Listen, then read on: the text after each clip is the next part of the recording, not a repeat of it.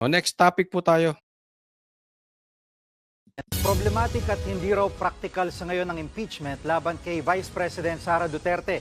Ayon yan mismo kay Pangulong Bongbong Marcos. Siyempre, lalo niyang hindi babawiin yung sinabi niya. Nakita niya yung INC, di ba? Kung dati nga, lumulugar to sa gitna dahil natatakot, di umano. Ngayon pang nakita niya ang power ng INC. Frontline balitang yan si Marian Enriquez. Sa kanyang social media, may tanong si Chief Presidential Ito naman to si Enrile, oh. Nakikisaw-saw ka pa eh. Napakasip-sip mo kay BBM eh. Ikaw nga nagpatanggal sa tatay niyan. Di ba?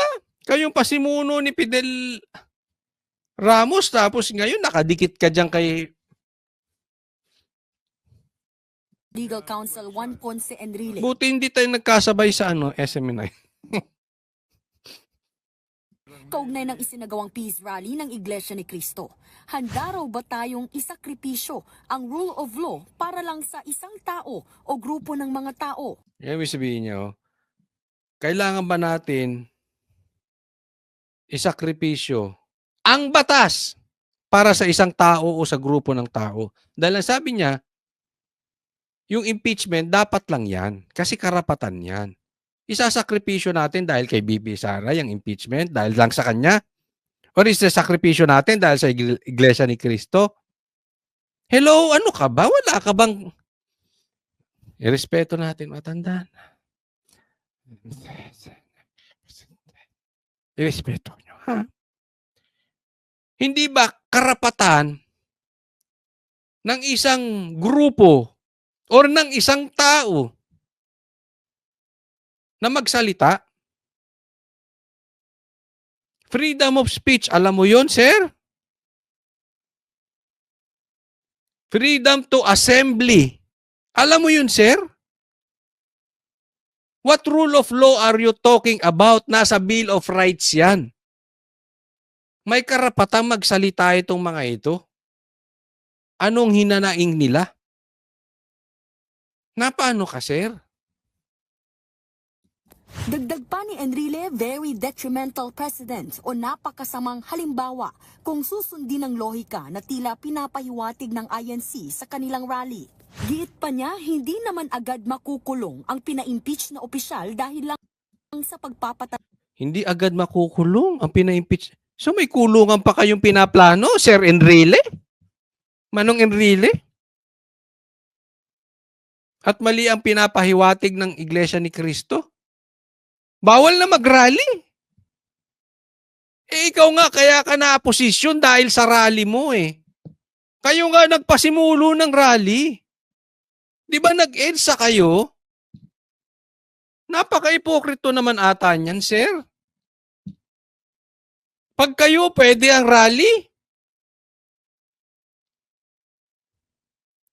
Iglesia ni Cristo hindi pwede.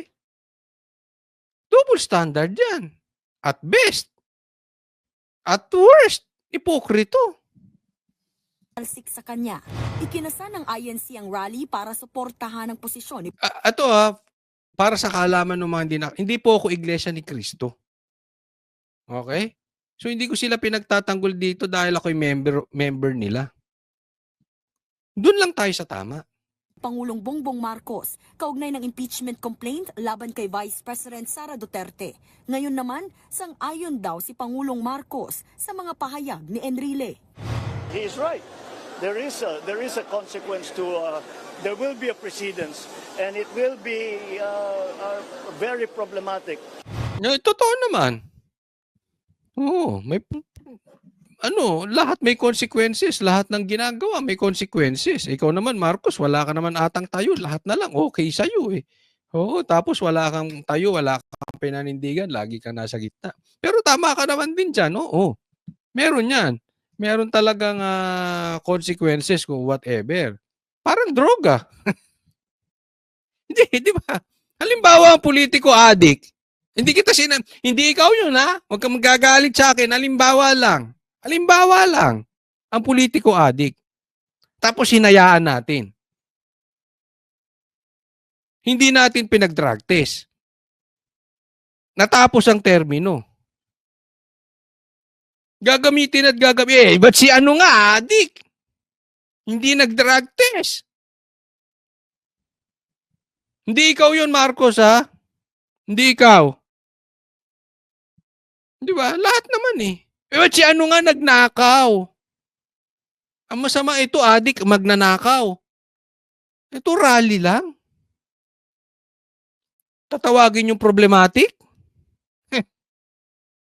Kahit kailangan daw dinggin ng Kongreso ang impeachment complaints laban kay VP Sara, muling iginit ni PBBM na hindi ngayon ang tamang panahon para isulong ito. I don't think that now is the time to go through that. So, paubayan na muna natin sa ating total as a practical matter. May demonyo ka sa likod. Ay, may demonyo.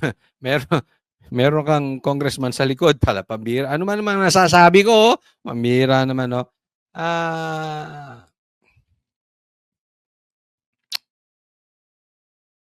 Kamusta yung anak mo at saka si Tamba? Ay, si Martin. Nagtatanong lang, kamusta sila? Kasi balita ako, meron daw silang kiskisan. Papasok na tayo sa campaign period. Sa practical matter, the timing is very poor. Ayon naman sa kilalang malapit sa mga Duterte na si dating presidential spokesperson Salvador Panelo, tuloy pa rin ang impeachment pero hindi lang ngayon. Tuloy, kaya lang yun, medyo i-postpone muna natin. Postpone. Hindi masabi nila. Pero Pero interesado kasi takot yata na pero tutuloy nila yan. Unless there will be a change of... Ayan, katulad niyan, ha? Tuloy yan, kaya lang pinopospone. Bakit? Kanyo, eleksyon. Ito yung pinupunta ni Atty. Pan. Unless magkakaroon ng palitan. Halimbawa,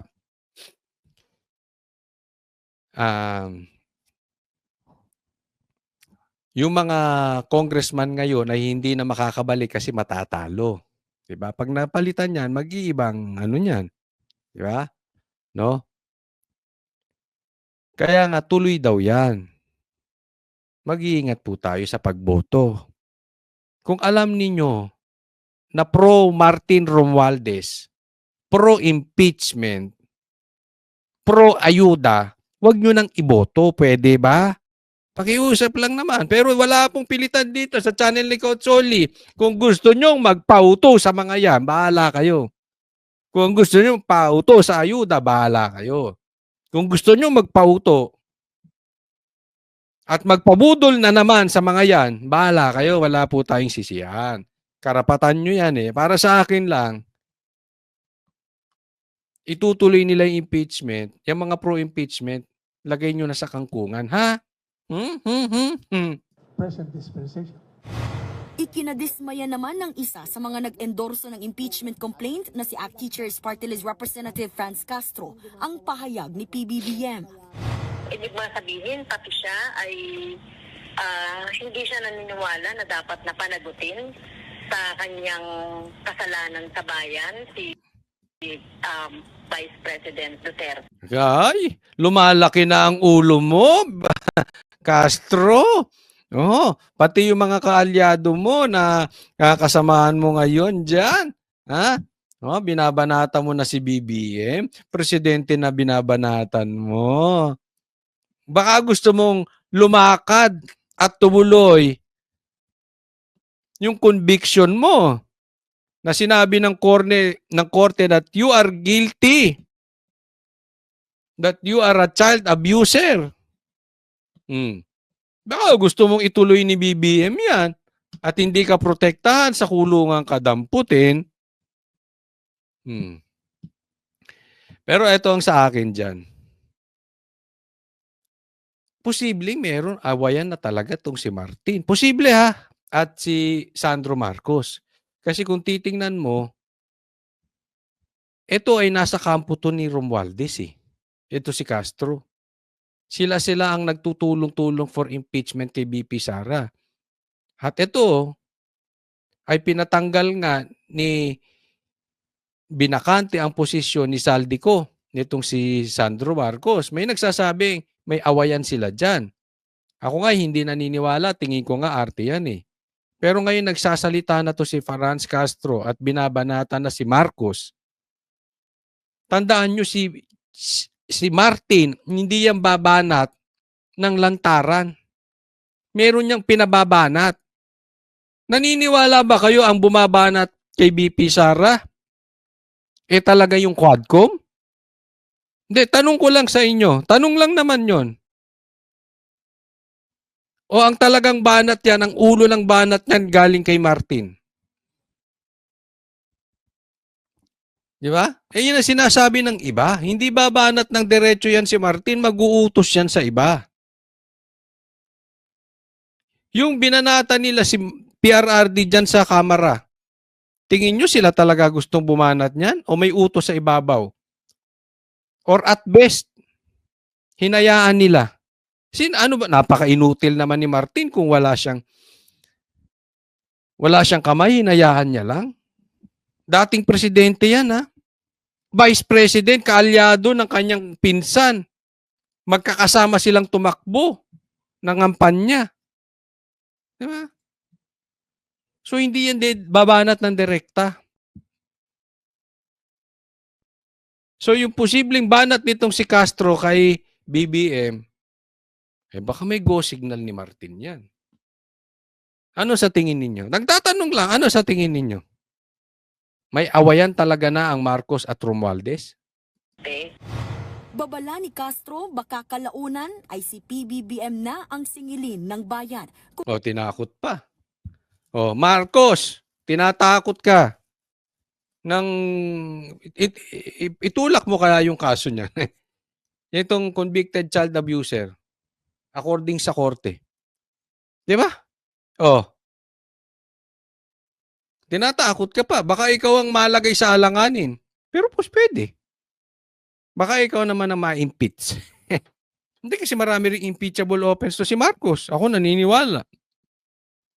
Si BP Sara nga malinis eh. Ito ang dami. Yung sigaw ng tao na drug test, hindi nga magawa ni Marcos. So ginagamit yan panlaban sa'yo ng makabayan. Black. Act party list. Na ngayon tumatakbong senador, si Castro. Bigat ni Castro. Ang laki ng promotion mo, Castro, ha? Iba ka na, ha? Bigating ka na talaga, Castro, ha? Kung hindi matuloy ang impeachment, sa susunod na linggo pa posibleng maipasa sa opisina ng House Speaker ang mga impeachment complaint. Nagbabalita. Yan. Yan ang balita ngayon. Talaga to si Castro. Mag-ayos-ayos ka naman para kang pinabili na suka.